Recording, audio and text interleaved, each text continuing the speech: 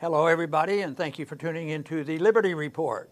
With me today is Daniel McAdams, our co-host. Daniel, good to see you. How are you this morning, Dr. Paul? Doing well. Good. Doing well. Good. Still working at it. Still working. As you are, too. And, we're hopeful now that, with the rallies going on, people are tired of it, and they're going to start talking about, the shutdown. But I call it house arrest. Yeah. Illegal house arrest, where they pitch the habeas corpus out the window. It's been around for years, It wasn't even just our Constitution. It's been around a long time, but habeas corpus is thrown out. But the control of people, and now we're talking about electronic control of people. But, the Washington Post had a version of what was said to be, coming from the administration on the plans on how we're going to get back to normal. And there's an effort there to sort of appease people like us and say, hey, it's time to open this up. At the same time, the Democrats have talked about it, get a coalition of states, which on principle doesn't sound too bad of an idea. Just open up, we have some rights too. But the whole thing is, I think we mentioned yesterday, I don't see how either side is correct, because it never should have been closed down. And this proposal now, as I look through it, it's a lot of detail. But when people are illegally locked up, when you get a pardon, it's not over a period of time. After the legal work's done, you're free, you've had your pardon, they walk out. But it doesn't look like either group looks like they're going to say, here are the keys, we're throwing them away, you can get out of your houses, you can go shopping, you can take a job, and let people decide the danger, let the businessman decide the danger.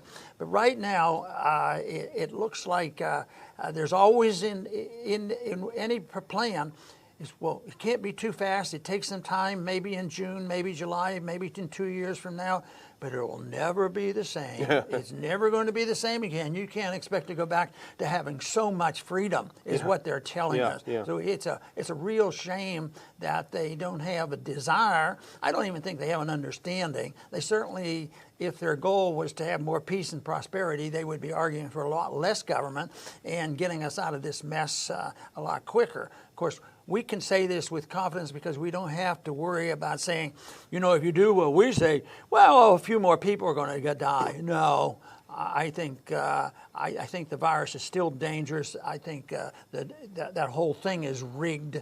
I think there are people dying because they can't get out of their houses. And we see the distortions of medical care now going on, and people die as a consequence.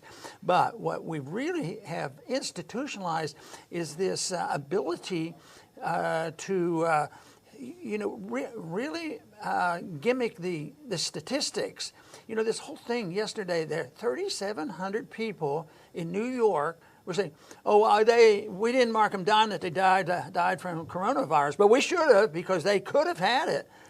We've just presumed they might have and could have had it. They don't have any tests or anything. So unreliable. But and I know you've talked about it, that the total number of people dying, it's actually not going up at all. It's just fudgeting.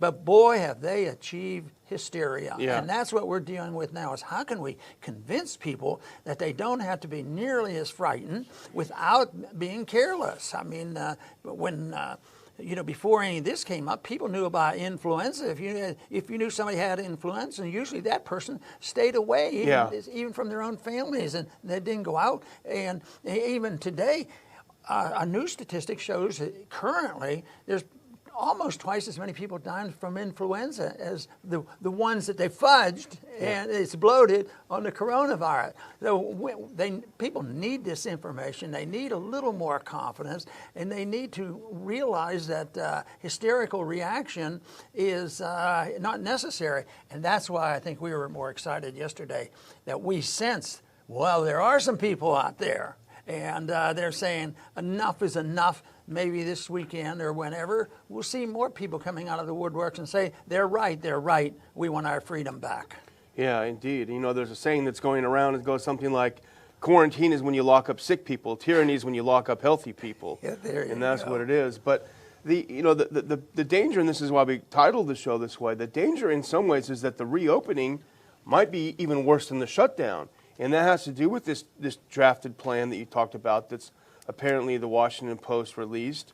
It was supposedly drafted by the CDC and the FDA, which that was Fauci and his people who messed up everything in the beginning. Hopefully Trump looks at it with that in mind. But first of all, it's a very, very slow rollout. Nothing happens before May 1st, so you have people are going to have to sit on their heels for another 2 weeks. No food, no work, can't pay rent. As if, these people, of course, they have jobs, so they're not suffering. But then after that, it will be a very slow rollout. But here's the part that's more dangerous, I think, in a way than the shutdown. It will involve the application of broad surveillance of society. Even in this leaked report, it says there will be app-supported surveillance, contact tracing throughout the country. What that means is they're going to use your phone or something like your phone, most likely your phone. If you come down with the virus, they're going to track everybody you had contact with, and then automatically they will be put into a 14-day mandatory shutdown order. And it's going to have huge implications for our social interactions. In fact, our first JPEG comes up, and it tells you Apple and Google are working together to bring this tracing to 3 billion people. They're developing the software using cell phones to track people's movements. So it's quite dangerous, and I think one of the unintended consequences, of course, is that people are going to be afraid to go to the doctor. They don't want a coronavirus, right? Don't you think? They don't want to get the diagnosis, because it's going to shoot out to everyone they've ever been in contact with, shut down 14 days. Somebody we know in our family was in that category. Older person's had heart trouble, and he was experiencing something that he ordinarily would have just gone to the emergency room. And the family tried to get him there, but no, I can't go there. It's this coronavirus, and you can't get in, and you have to arm and a leg to get in there, and all they'll do. Well, anyway, he didn't go and died. Oh, he died at home. So this is.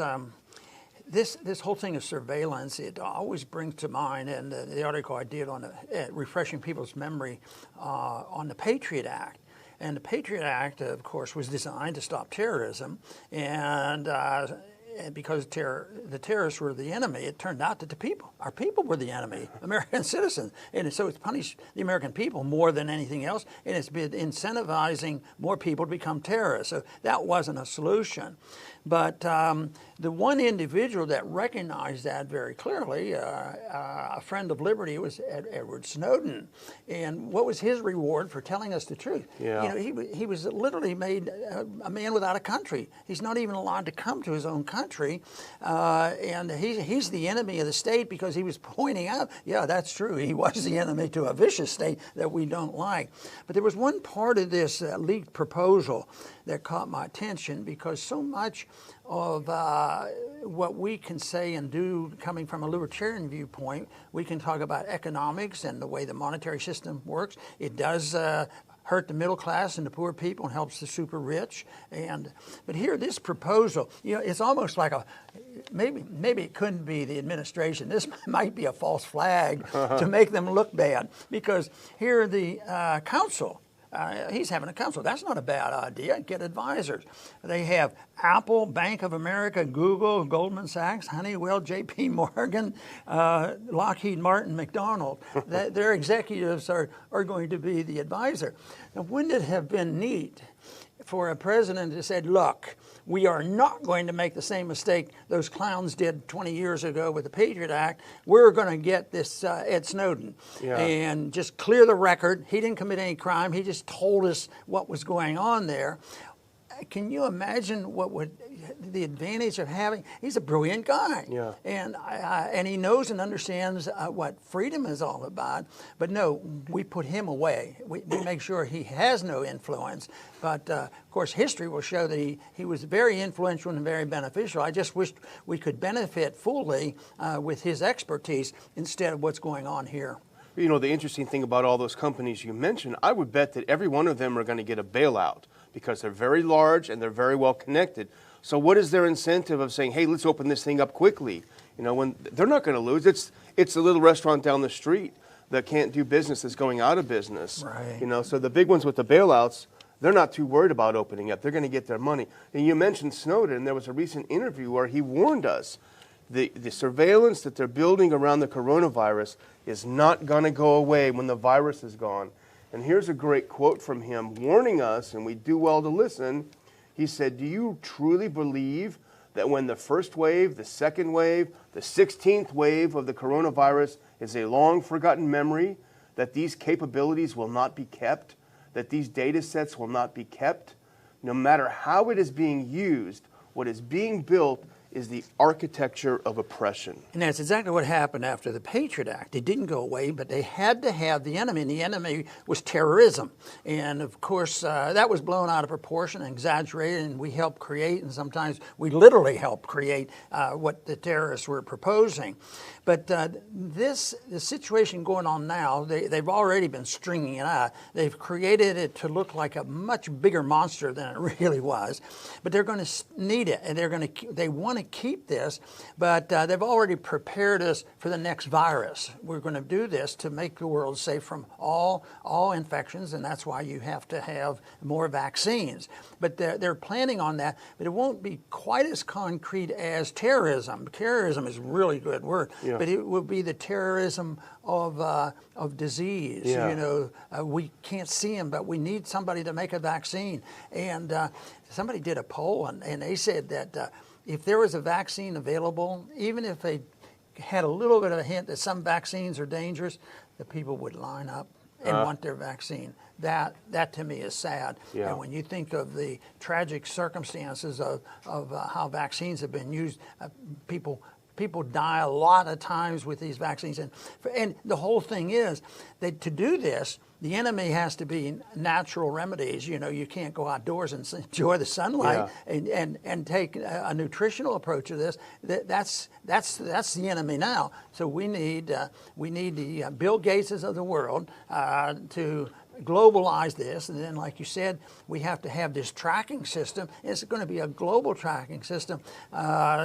This is probably even worse than the Brave New World. Huxley's probably rolling on his grave. I never believed they'd do that. I was criticizing it. He says, I didn't advocate it. Yeah. You know? But you know, Dr. Paul, you might be overdoing it because Apple and Google stress that their system preserves users' privacy. So you're jumping the gun here. We're all going to be fine. But the frightening thing is that it is all anonymous. So you'll get that notice, and you won't know who you came into contact with that forced you to get that notice to stay home. Think about what that's going to do to build paranoia among people, to undermine social relations. You're never going to want to go near anyone or talk to anyone. The psychological impact is huge.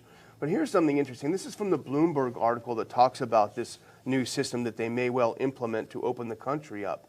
I'll just read a couple of sentences. Their system uses Bluetooth, a standard way for most mobile devices to communicate with each other.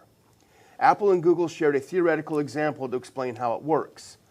Two people meet to chat for a few minutes, and in the background, via Bluetooth, their smartphones exchange anonymous identifiers to register that they have been in contact. Several days later, one of the individuals is diagnosed with COVID-19. The person enters the results into a health agency app on their phone. The system then asks for the user's consent. Okay, that's the part that they say now, but that's not going to stay.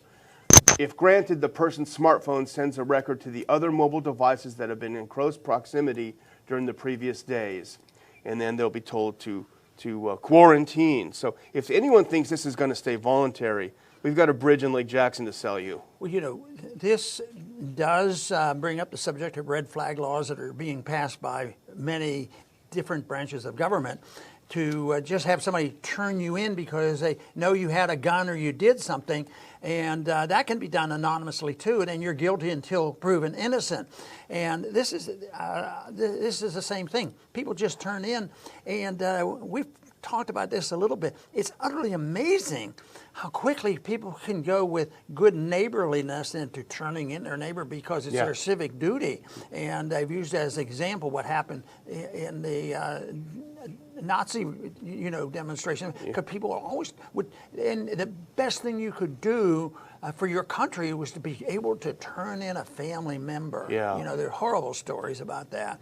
But, of course, that motivates us. We're not quite there, but we're sure going to work hard to try to prevent it and wake people up because, the more people that send the message, Congress will listen if there's enough people. But right now, the propagandists and the people who control the media have captured the people's minds and hearts, and they're terrified of this, and it's just unnecessary. But this whole idea that they have to have a lot of times and rules for reopening things, just release them. Yeah. People will take care of themselves, and they will react in an orderly fashion. It's not going to all of a sudden see an explosion. All of a sudden, the statistics might be a little bit different because they might be more honest. And I think that that is something that we have to encourage, and the more people that can join in the effort. Numbers do matter eventually, but first, ideas matter too, and the ideas of liberty are what we have to propose because people are better off. Medical care, financially, economics, everything is better that way. People are happier and everything. The record is so clear. It always annoys me that we don't win this argument a little bit better, so I think we should always work on our effort to present the cause of liberty in the best way possible. Exactly, and you mentioned when we started this issue in New York and how they're cooking the books. Well, this is really something that Trump should pay attention to because he's being led into a trap, and we're not here to defend or encourage Trump in any way, but he is being led into a trap. And actually, we have this second little slide here because I think it's important and it demonstrates this. It's actually even worse than you said, Dr. Paul.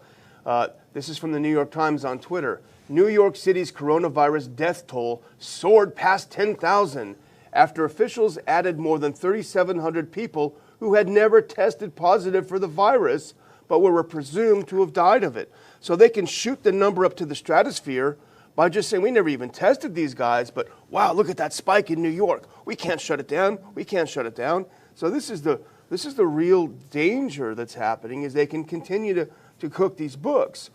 But, we talked about this yesterday, and we've talked about it a few days.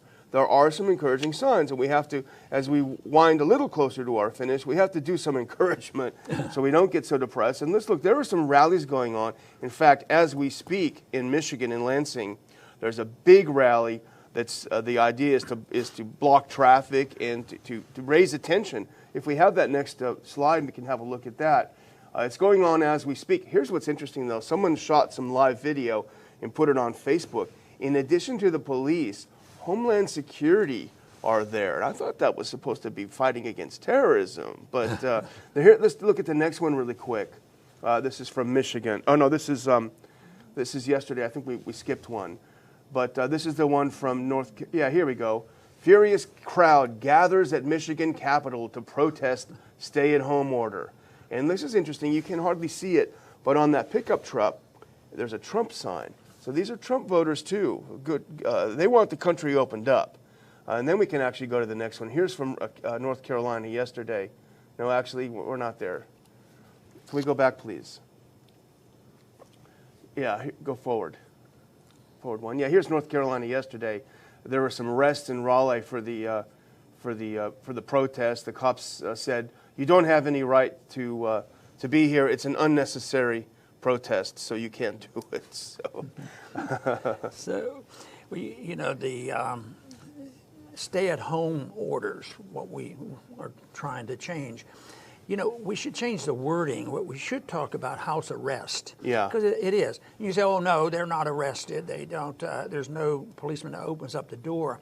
But it essentially is because, house arrest is even used sometimes where people are watched very, very carefully. They have to stay there. They can't have jobs out of there. There is a form of house arrest that would be identical. I don't think overusing the word house arrest is inaccurate because they feel locked in there and they're making the best of it. A lot of people say, well, what can we do about this? Things will get better. And they've tried to get to know their families better and play more games, which is a defensive mechanism.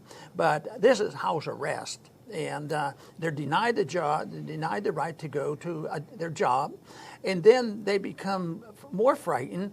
And so they're looking for a check. everybody gets a check. And you're right, these corporations are already receiving a lot of checks, and you're not going to see a lot of it because most of it is going to come through expansion of credit, through the Federal Reserve System. They're going to be dealing in many, many trillions of dollars. I think they're up to near $9-10 trillion now that they've, injected into the economy, and that helps all these big corporations. Yeah. So we're a long way off from a free market, and yet the bursting of the bubble, I think, was the big event. The coronavirus was the distraction and the excuse. And the other thing that is very, very damaging to what we're trying to do is that the free market gets blamed. Yeah. Oh, you had too much freedom. You had libertarian, laissez-faire economics, which we have not. Yeah. We don't have it in economics or banking or monetary or medicine, schooling. It's all regulated and interventionism, just a shy short of a socialist system. Exactly. And I'll wind down by just talking about the theme of allies. And you and I are a little perplexed because a lot of our progressive allies that we expect to be at our side are not. Some are, thankfully, but we've lost a few. This is really disappointing because for a lot of things, the ACLU has been a good organization for civil liberties. But this is back to the Bloomberg. Their biggest beef with this whole thing of tracking everyone is that not enough minorities will be included, or not enough what do they call vulnerable members of society will be included into the surveillance. That's their problem, not that the surveillance is there in the first place. So that is quite discouraging. And maybe we can have the last picture that we have. And this is also talking about allies. Here's also where we have some allies. This is actually a supporter of the Ron Paul Institute and a friend of ours who's just gone around holding signs in these horribly depressing, empty malls with just a sign, #ReopenTexas. And he's done a few of these, and he sent a few of them to me, and that is encouraging. This is a one-person, peaceful protest, and I think that's to be encouraged. And I would finally, speaking of peaceful protests, I have included in the description an email address where if you have some reporting on one of your protests, you can send it to us. You can email us this picture, and we may well include it in a future episode of the program because we want to demonstrate that there are good people across the country who were involved. And Dr. Paul, one thing that's actually quite interesting and encouraging is this is kind of a reactivation of the Ron Paul Network, because literally every person I've spoken with that's holding these rallies was active in the Ron Paul movement and the Ron Paul campaign. So this is kind of a reactivation and a reinvigoration of that spirit that we had at the time. So that is actually very exciting. And I would just say politicians take note, because as we know, those people don't stand down. They're peaceful. Well, that's very nice, but I hope the police don't hear those kind of Uh-oh, we're going to get shut down. No, I think it's encouraging. I work with the idea that ideas have consequences, and that's what we've talked about for a long time.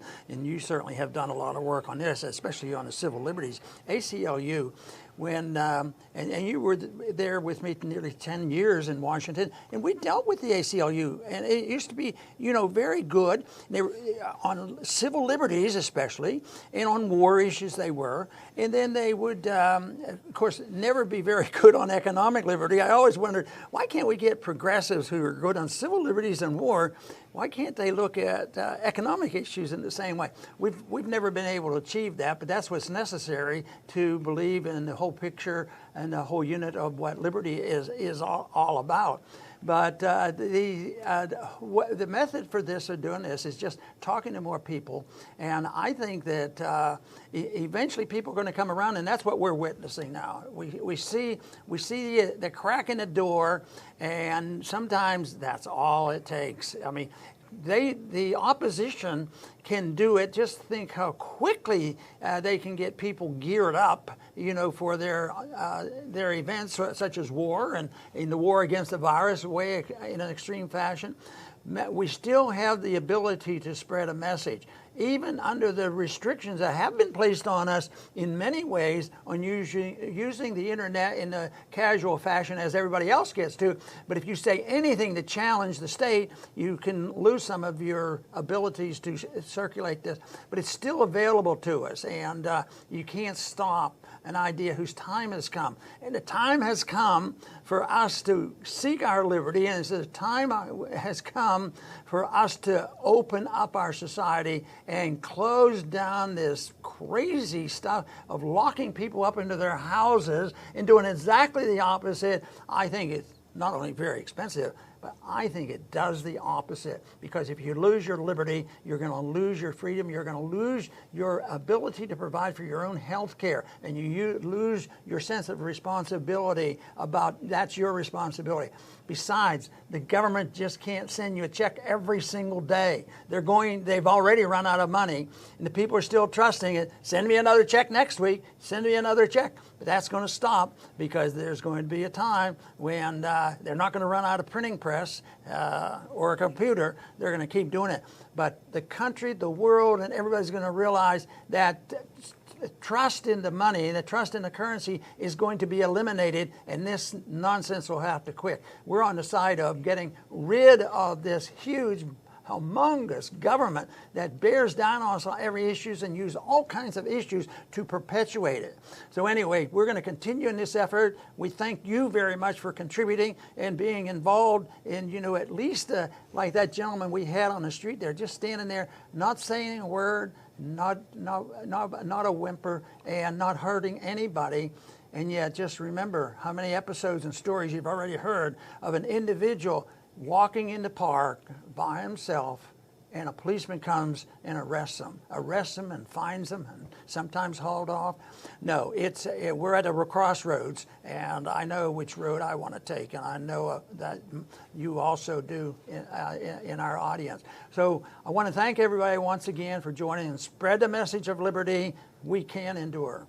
And thank you for tuning in today, and come back to the Liberty Report soon.